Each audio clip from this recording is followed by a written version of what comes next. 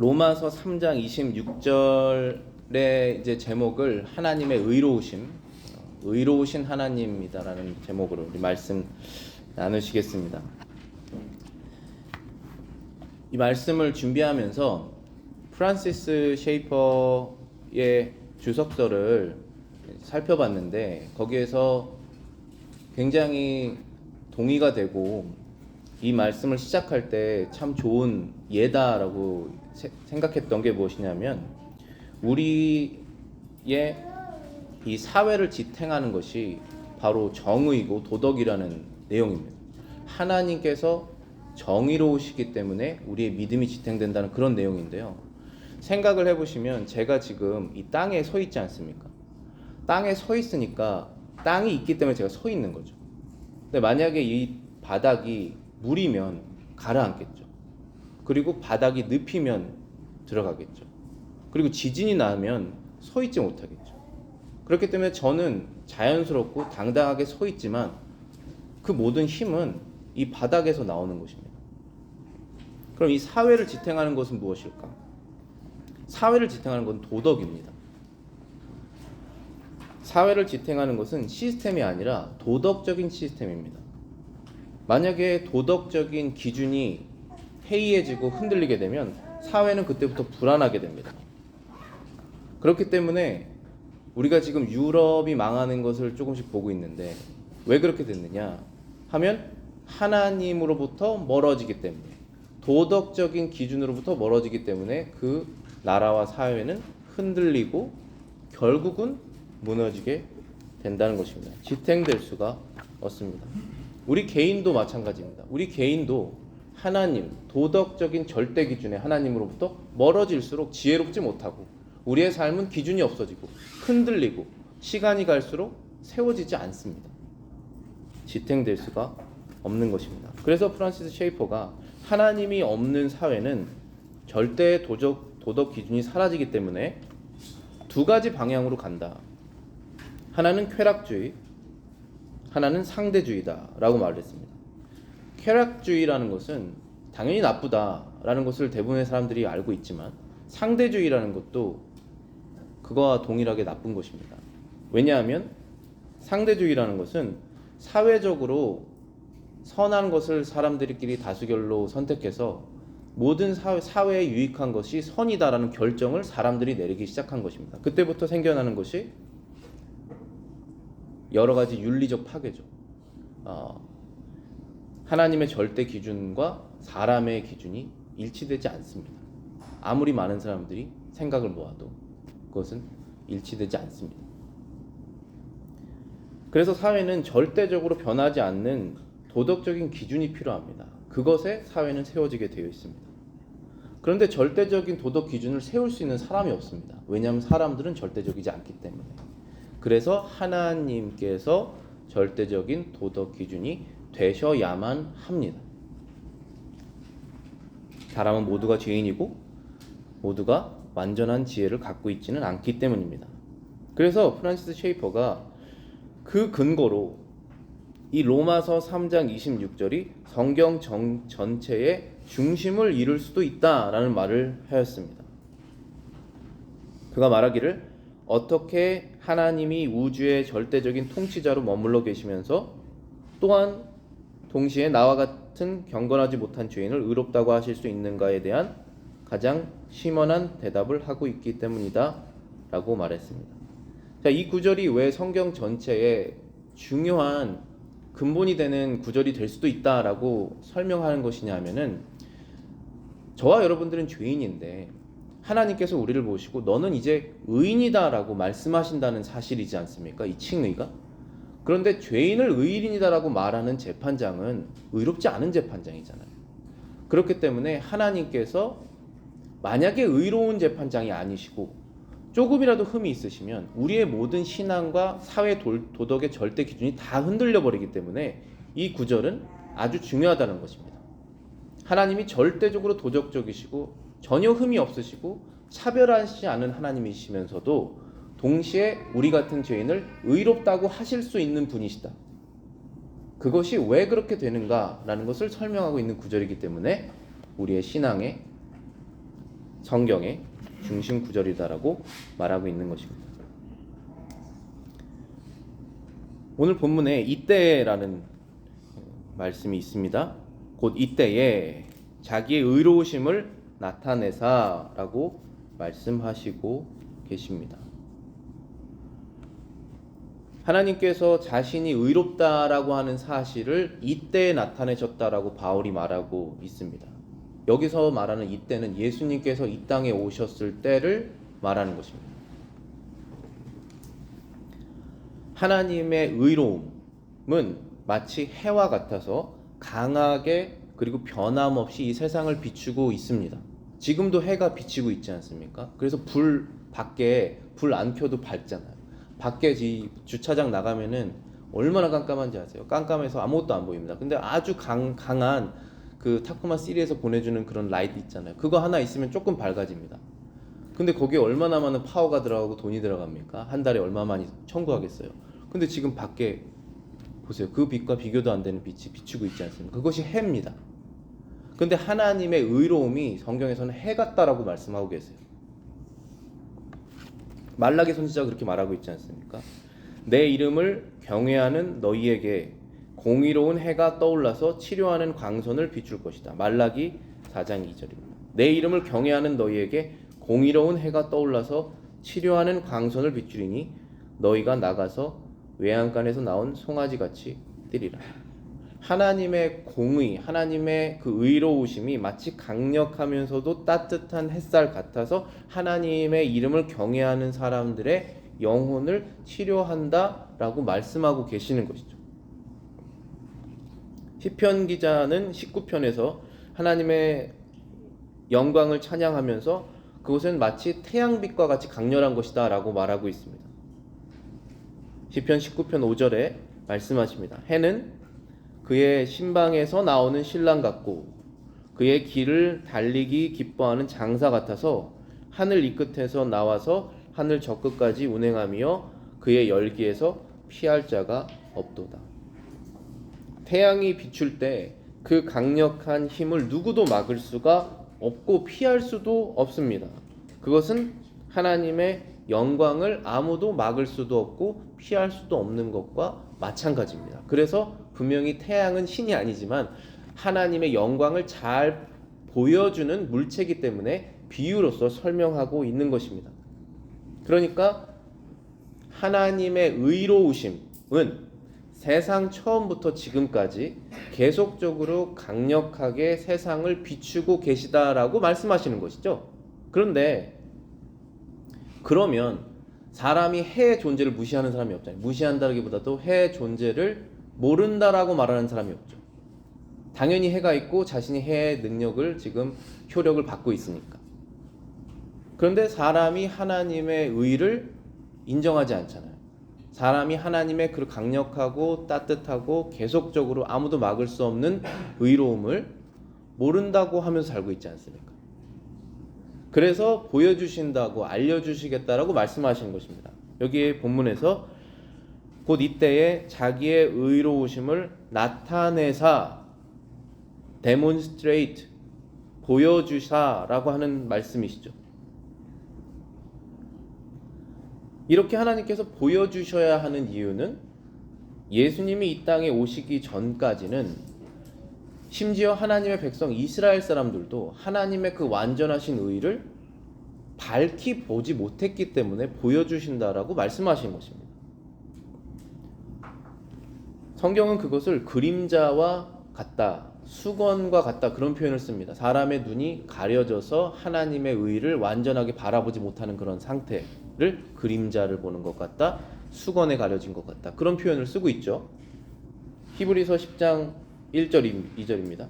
율법은 장차 올 좋은 일의 그림자일 뿐이요 참 형상이 아니므로 해마다 늘 드리는 같은 제사로는 나아오는 자들을 언제나 온전하게 할 수 없느니라. 그렇지 않으면 섬기는 자들이 단번에 정결하게 되어 다시는 죄를 깨닫는 일이 없으리니 어찌 제사 드리는 일을 그치지 아니하리요. 율법은 장차 올 좋은 일의 그림자이다 라고 말하고 있습니다.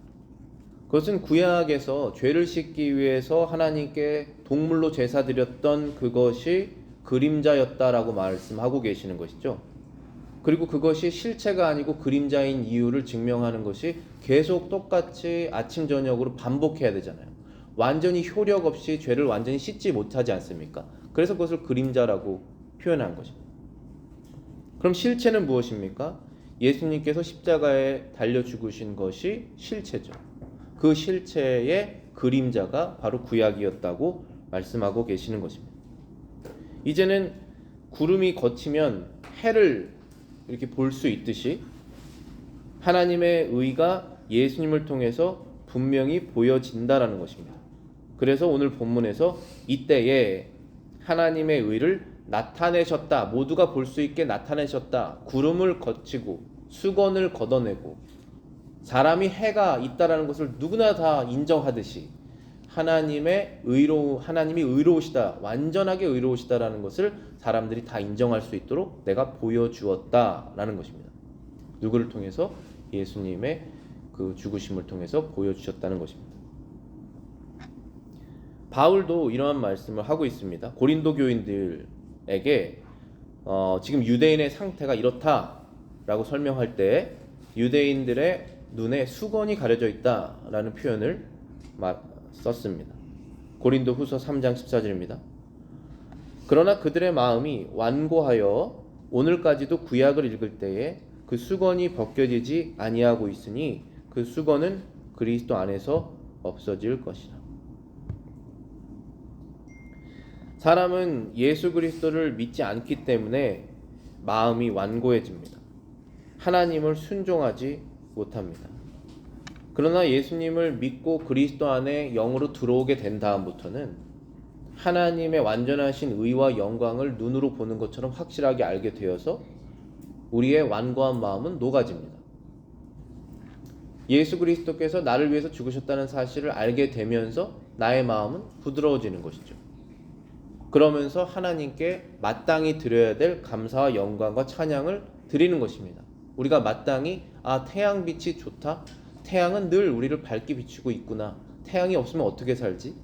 라고 생각하는 것처럼 하나님의 의로우심이 없으시면 내가 어떻게 구원받을 수 있을까? 살 수 있을까? 이렇게 하나님께 사랑받을 수 있을까라는 마음으로 변하게 된다는 것입니다. 근데 그 변환점이 확실하게 변화되는 것이 예수 그리스도께서 십자가에서 나를 위해서 죽으셨다는 것을 알게 되면서 그때 변하게 된다는 것이죠. 하나님의 완전하신 의로움은 태양처럼 세상에 늘 비치고 있었습니다. 그러나 하나님의 아들이 사람으로 태어나셨을 때, 특별히 예수님께서 십자가에서 사람들을 위해서 죽으셨을 그때에 하나님의 완전하신 의로움이 드러나게 된 것입니다. 보여지게 된 것이죠. 그래서 오늘 본문에서 곧 이때에 자기의 의로우심을 나타내셨다라고 말씀하고 계신 것입니다. 오늘 이 본문에는 두 가지 목적이 있다라고 설명하고 있습니다. 본 9절은 하나님께서 예수님을 통해서 자신의 의로움을 나타내시는데 두 가지 목적이 있는데 첫 번째는 자신이 의롭다는 것을 사람들에게 입증하기 원한다라고 말씀하시는 것이죠. 그러니까 하나님께서 완전하게 의로우신데 마치 해처럼 늘 밝으신데 사람들이 해는 인정하지만 하나님은 인정하지 않지 않습니까? 그래서 하나님께서 내가 완전히 의롭다는 것을 너희들에게 보여주려고 예수님께서 이 땅에 오신 것이다라고 말씀하고 계시는 것이죠. 그래서 첫 번째 목적은 하나님께서 완전히 의로우시다는 사실을 우리 사람들에게 입증하시기 위해서 예수님을 보내셨다는 것입니다. 하나님께서 죄인들을 의롭다고 칭하십니다. 그것이 칭의죠. 하나님께서 우리와 같은 저와 여러분과 같은 죄인들을 이제는 너가 의롭고 죄가 없고 나의 아들이고 딸이다. 하나님의 나라 천국에 들어오기에 합당하다. 너는 죄인이 아니기 때문에 라고 말씀하시는 분이시죠. justifier지 않습니까? 그런데 어떻게 의로우신 하나님께서 우리와 같은 죄인을 의롭다고 하실 수 있는가? 그러면 과연 하나님이 의로우신 분이 맞는가? 그 답을 지금 주신다는 것이죠. 그것이 바로 입증입니다. 근데 사실 이 입증은 하나님을 위해서 하실 필요는 없습니다. 왜냐하면 우리가 인정하든 인정하지 않든 하나님은 계시고, 우리가 인정하든 인정하지 않든 하나님은 늘 의로우시지 않습니까? 그래서 하나님께서 이 입증을 하시는 것은 하나님의 자존심이나 하나님의 뭐를 위해서 하시는 것이 아닙니다. 이 입증은 우리 사람을 위해서 하시는 것입니다. 왜 이 입증이 필요하냐면은, 제가 우리 아이들에게도 요약을 하면서 말씀을 전했듯이, 만약에 하나님께서 털끝 하나만이라도 의롭지 않으시다면 우리의 신앙은 다 흔들립니다. 저와 여러분들은 여기 앉아 있을 필요가 없는 거예요. 그게 가장 두려운 것 아니겠습니까? 그것은 얼마나 두렵고 무서운 일이냐 하면, 우리가 밟고 있는 이 땅이 없어지는 거랑 똑같습니다. 아무로 믿음이 없을 때는 그걸 몰랐죠. 그렇지만 우리가 믿음이 생긴 다음으로 믿음 생활을 하는데, 만약에 하나님이 정말 의로운 분이 아니셨다면, 이 성경 말씀이 모두가 진실이 아니시라면 그것만큼 두려운 것은 없습니다. 우리는 그때부터 어디로 가야 될지 몰라요. 어떻게 서 있을지도 모릅니다. 그렇기 때문에 하나님께서 나는 완전히 의롭다, 나는 거짓을 한 번도 말한 적이 없다, 내 말은 다 진실이다 라는 것을 입증하시는 것은 너무나 중요합니다. 누구에게 중요합니까? 우리 믿는 사람에게 중요합니다. 또한 전 세계 사람에게 다 중요하죠. 왜냐하면 도덕 기준이 사라지면서 세상은 망할 것이기 때문에. 사람이 하나님이 되는 순간 그 사회는 망하는 것이잖아요. 사람이 하나님이 되는 순간 그 가정은 망합니다. 사람이 하나님이 되는 순간 그 개인은 망해요. 잘 되는 게 없습니다. 잘 되는 것처럼 보일 뿐이죠. 끝에는 망합니다. 그렇기 때문에 사람을 위해서, 특별히 믿는 사람들의 신앙을 위해서, 그리고 전 세계 이 세상의 안정을 위해서 하나님의 거룩하심, 의로우심이 입증되어야만 합니다. 그래서 그 목적이 있습니다.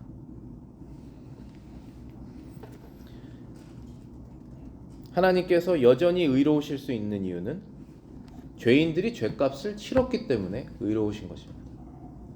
저와 여러분들은 죄값을 치른 적이 없어요. 우리의 생명을 들여도 그것은 죄값이 치러지지 않습니다. 우리의 생명은, 우리의 목숨은 부족하기 때문에, 완전하지 않기 때문에. 우리는 흠없는 양이 아니잖아요. 하나님께서는 흠없는 것만 받으시는데, 그렇기 때문에 우리의 생명으로도 우리의 죄값을 치를 수 없습니다. 그런데 죄값이 치러졌지 않습니까? 예수님께서 치러주셨잖아요. 누구의 죄값이 치러졌죠? 예수 믿는 사람들의 죄값이 치러진 것입니다.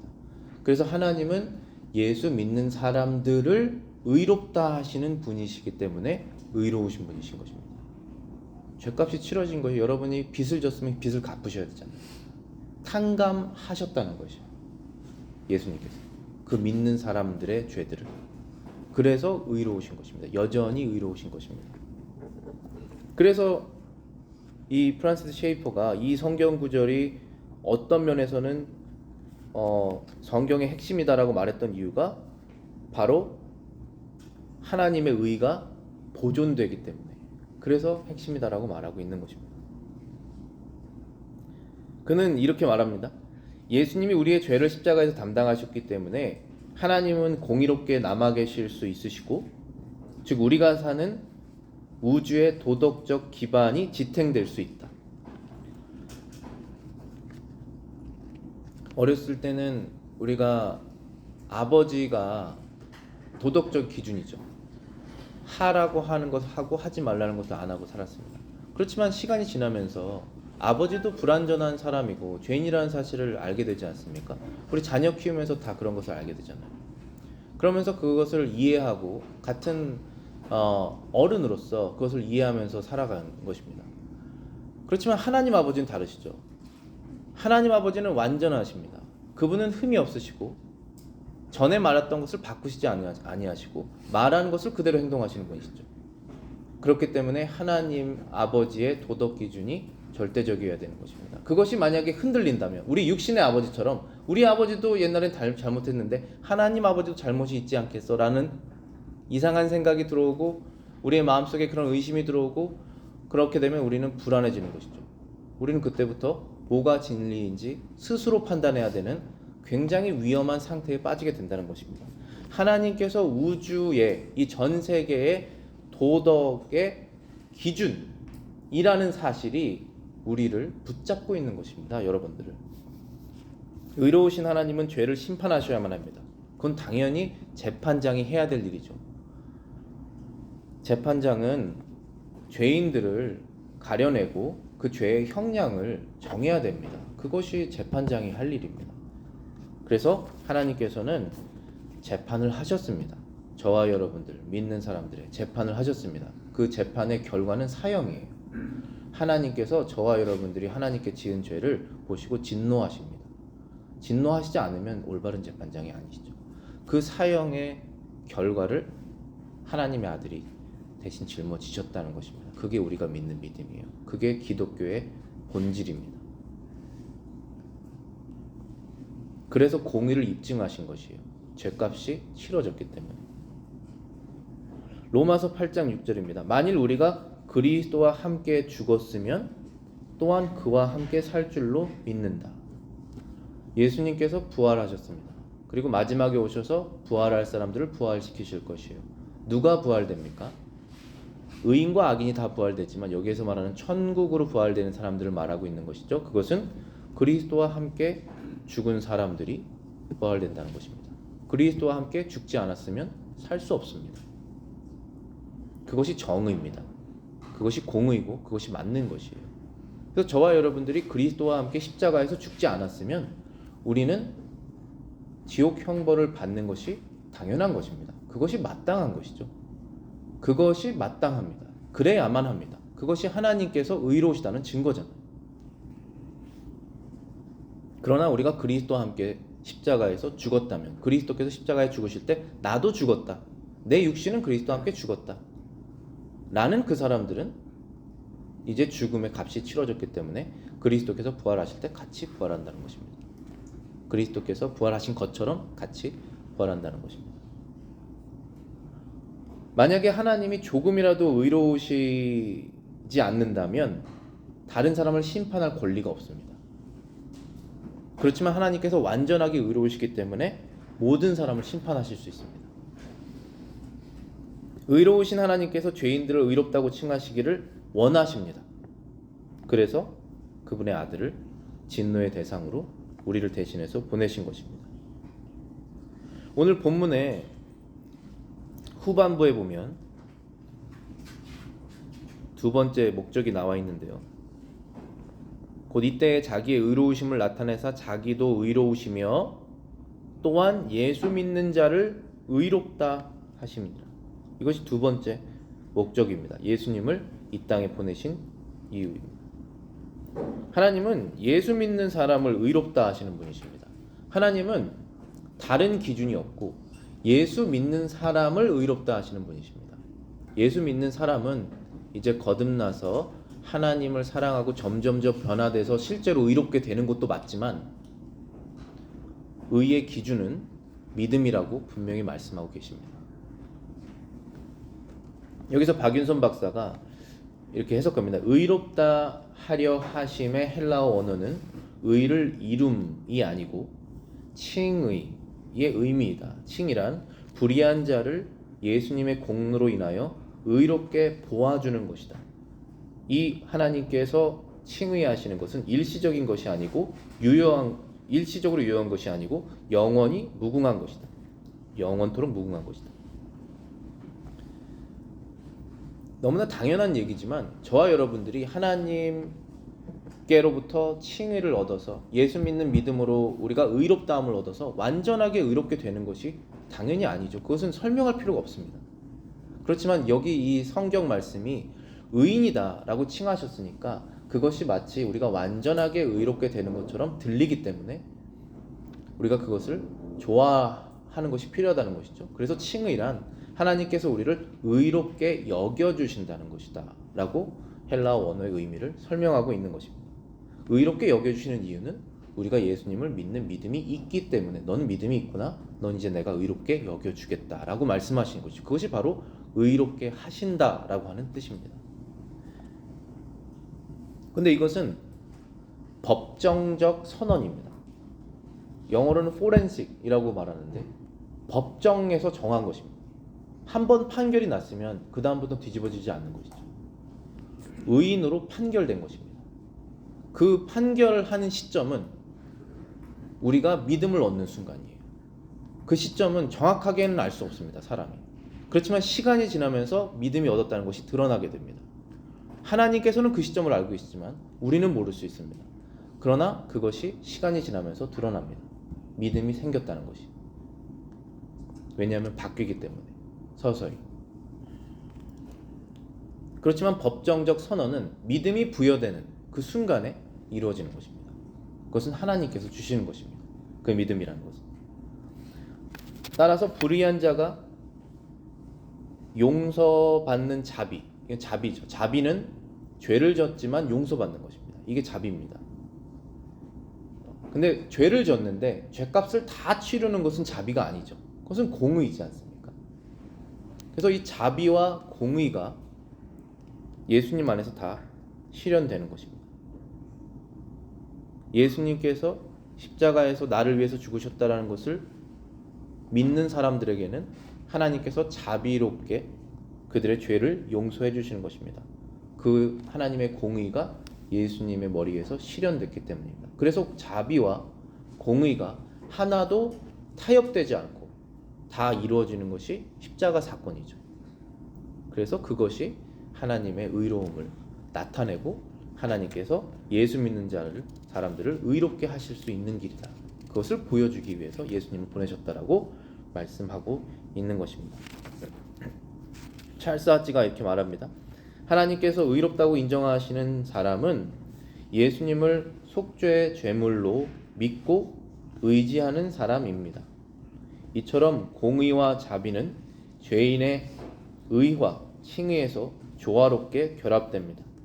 자비가 완전한 역사를 이뤘음에도 공의는 조금도 손상되지 않으며 공의가 완전히 만족되었음에도 자비는 조금도 줄어들지 않습니다. 하나님의 방법이에요. 사람은 아무리 생각하고 고민하고 뭔가 방법을 마련해도 자비와 공의를 둘 다 이뤄낼 수가 없습니다. 둘 중에 하나는 컴프로마이즈가 돼야 돼요. 그냥 눈 감아주거나 그런 식으로 넘어가는 거지 않습니까? 그렇지만 하나님의 방법은 완전하신 것이에요. 그래서 아무도 이 방법을 고안해낼 수가 없습니다.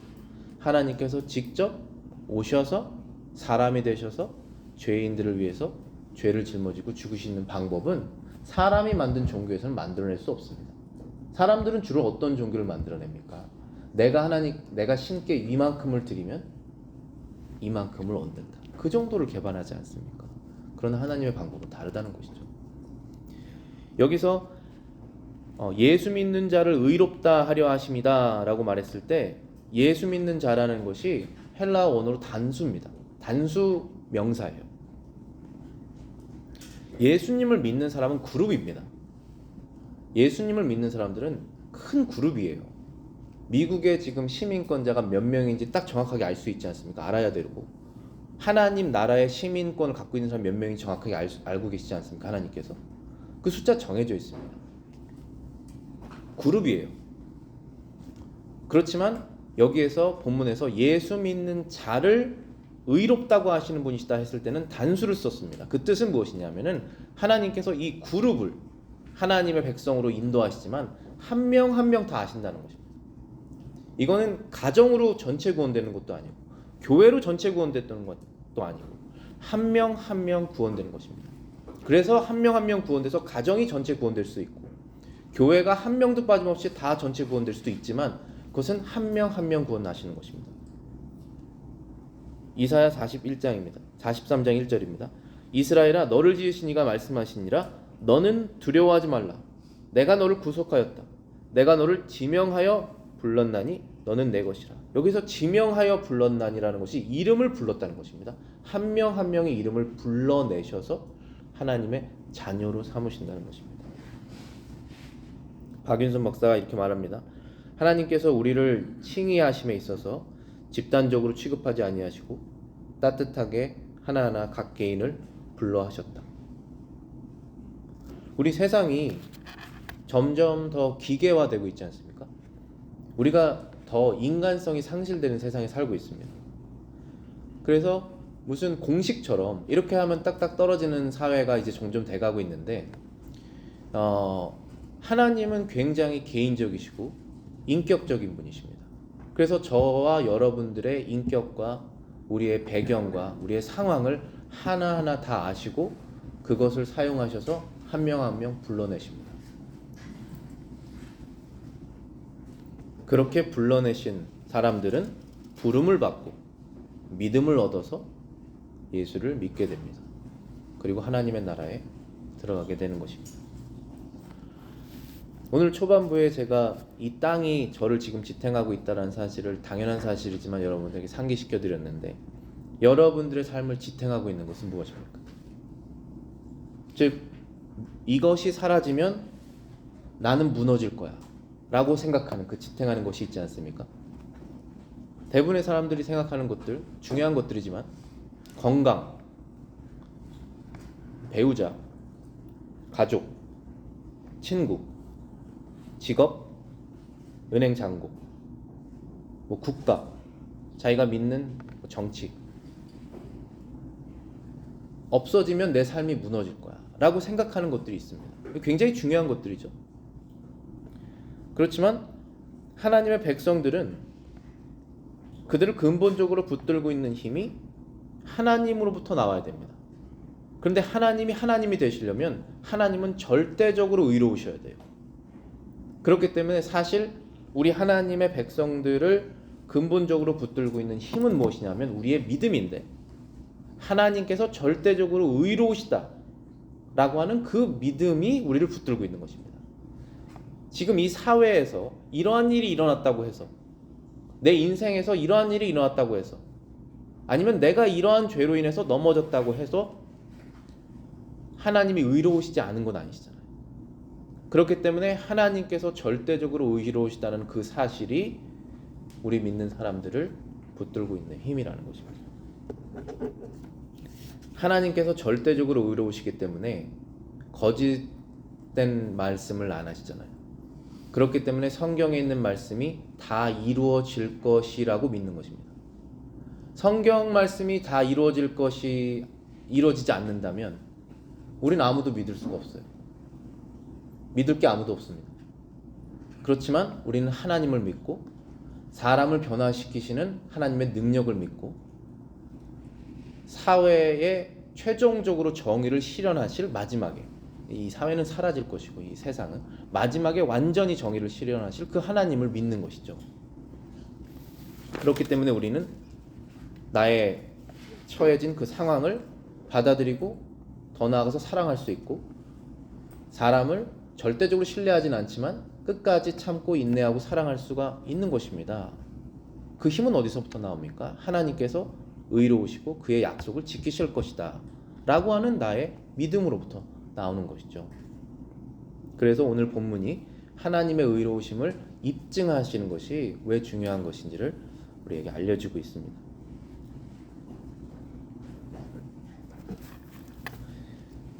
여러분들의 신앙의 근본이 만약에 다른 것에 있다면 흔들리고 결국 사라질 것입니다. 하지만 화목제물이신 예수 그리스도를 믿는 것에 여러분의 신앙의 근본이 있다면 여러분들의 삶과 신앙은 날로 날로 성장하고 단단해질 것입니다. 즉 여러분들이 지금 현재 이 교회에 나온 이유가 예수 그리스도께서 나를 대신하여서 화목제물이 되셨구나 라고 하는 그 신앙의 중심이 아니고 외부적인 것들이라면 다 결국은 흔들리고 사라지게 될 것이다 라고 제가 말씀을 드린 거예요. 그렇기 때문에 반드시 이 외부적인 것들도 중요하지만 이것들 중심 속에 나를 위해서 화목제물 되신 예수님이시구나, 그 믿음을 중심으로 해서 이 모든 것들을 더해졌을 때 여러분들의 신앙이 성장하실 것입니다. 여러분들의 삶이 제자리를 찾으실 거예요. 그리고 날마다 성장하고 이제 단단하게 될 것입니다. 자비롭고 은혜로우신 하나님을 예수 그리스도를 통해서 매일 밝히 보시고 감사와 영광을 돌리며 사시기를 바라겠습니다. 기도하시겠습니다.